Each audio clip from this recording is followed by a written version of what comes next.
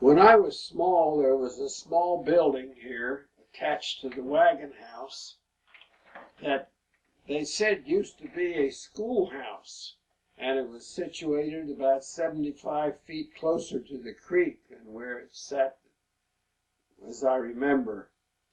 And they said that it had a reason it looked different. It was set up for a stove to be in there. You could see the round hole in this wall where the stovepipe went through. And they said it was a schoolhouse for the 5 families that lived here. The family here, the 2 families up at what we call the Willis Place, and the 2 families down at the Harris Farms. So they had their education spot here, but I'm sure that it wasn't a public school. It was just a private school. Well, I started school in LAC in 1922. I went to the old Canton School for first and second grades. Now, they didn't have a beginner's program or a kindergarten program like they do now. We started in April of the previous year, just went for about a month or 6 weeks. And then the fall term, we started school in the first grade. And I went 2 years at Canton, first and second grade.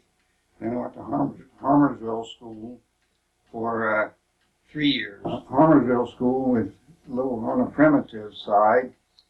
It was a one-room school, and it was heated by a big potbelly coal stove in the middle of the room.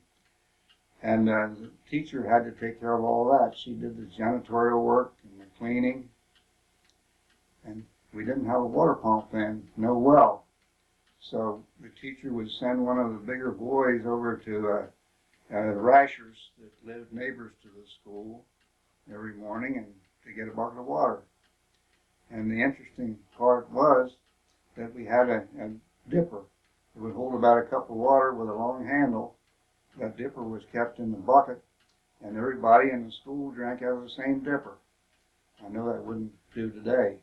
Now, the bus we first rode in, John Hoogate over in Beardsley's Neck drove it, and it was like a panel truck with wire sides. It was an old Dodge and had curtains on it. There was a bench down each side.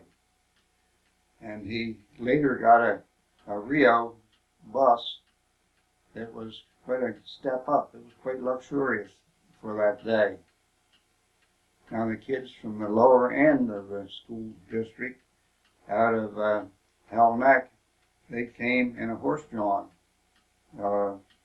bus. And I remember those horses, they were Dick and Dolly. And Nick Turner drove the bus. For bathroom facilities in both schools, we just had outhouses.